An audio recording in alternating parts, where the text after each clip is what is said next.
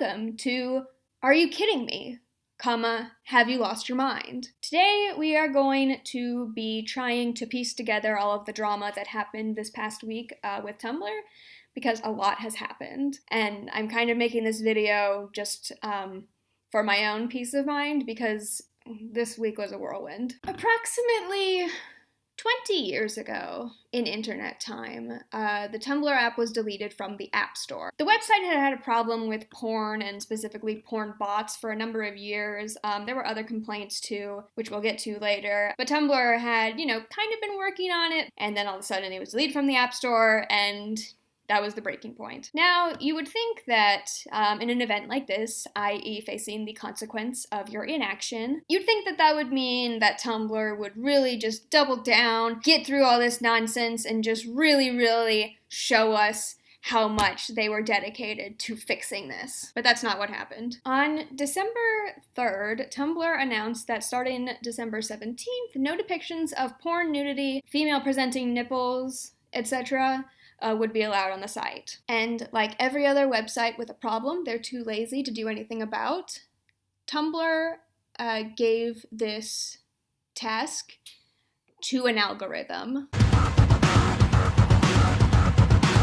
Once the algorithm started flagging posts, Tumblr users started testing if the algorithm actually worked. It did, but other times it really didn't. Users went to Twitter to show which of their posts had been flagged. Some of them didn't even have a human being in them, much less nudity. One user even tested the algorithm to see if it could recognize nudity with different skin colors. And it did, but once another element was added to the image, the post was not flagged. Just as a microcosm of the whole situation, let's look at this one photography blog. Now, this user sadly passed away in 2016, but their blog is still up. It's been untouched for 2 years, until now. The posts that were flagged and removed were a sort of lewd picture, a picture of a topless woman, a picture of a statue, and a picture of a topless woman, but it's like from here up, so you can't really see anything. Out of 30 posts, the algorithm only found one of the 2 actual pictures that contain nudity, and the nude photo that wasn't caught is tagged nude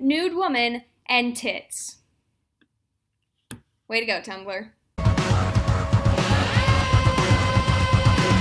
Now, when I first decided to write down my grievances, this segment of the video was going to be very different. Originally, I planned to show people the content of certain tags where you still could find porn or nudes or even just like a porn bot. I wasn't really surprised when tags like sexy and tits were flagged, and it made porn bots get kind of creative, like tagging a post as body positivity, naked spelled incorrectly, or writing buzzwords in other languages. But while I was compiling that list, I found something, I want to say interesting, but really it just made me more dead inside. If you type in the word lust, sexy, or anything like that into the search bar, or even into the HTTP, your search gets you nothing. But if you see that tag on a post and click on it, it takes you to the search feature and shows you other posts with that same tag. So, nothing.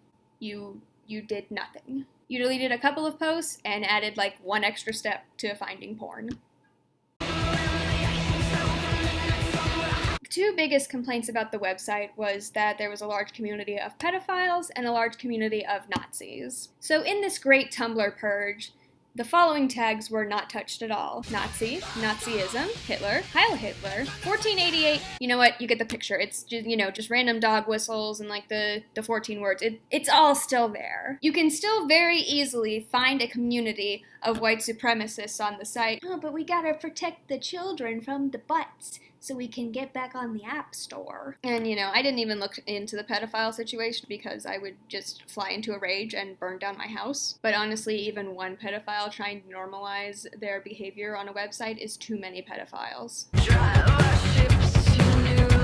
In any criticism that I have of a person or a piece of work or now a website, I find it helpful to try and give some constructive criticism, to suggest ways that they can get better. Suggestion number 1, get a better algorithm. Either find one that works better, edit the current one to work better, or hire someone else to make a better algorithm. Suggestion number 2, make some sort of extension or add-on website where people can post their not safe for work content. Twitter has this thing called Privater, where you basically do a little tweet that links to the Privater account, and then you can actually see either very long text posts, or what I've seen most often is that's where people will put their not safe for work content so that it's not just out there on the timeline. And number 3, just hire some interns. Get some college kids, pay them $10 an hour to manually go through and do the things that you don't want to do. Oh, and look, right now there's an opening position for, a lot of software engineers. I'm not one to give companies the benefit of the doubt, but maybe Tumblr is trying to improve itself right now.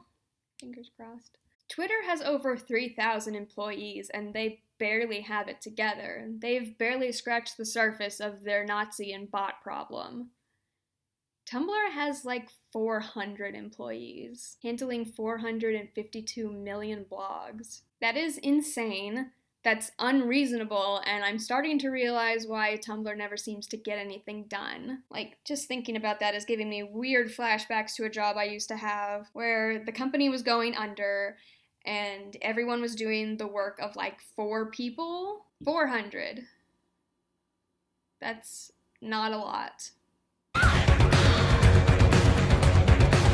Look, if you work in an office, and someone is drawing swastikas on the bathroom wall, you're gonna want to know who it is, and you're going to want them to leave. If you run a restaurant and one of the patrons is really loudly spewing hate speech, you would want them to leave.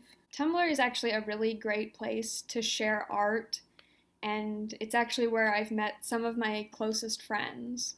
And I really don't want the site to be remembered as the Nazi website. And I don't think that the people who work there want it to be that way either. Ridley Scott spent $10 million refilming a movie so that the main character wasn't played by a rapist. But a website can't, spend a couple of weeks or months building their own algorithm, doing some work manually, actively working to make their website better. Tumblr, you need to hire more people, you need to do some work, and prove to us that you can do better. I don't know how to end this video, so peace out.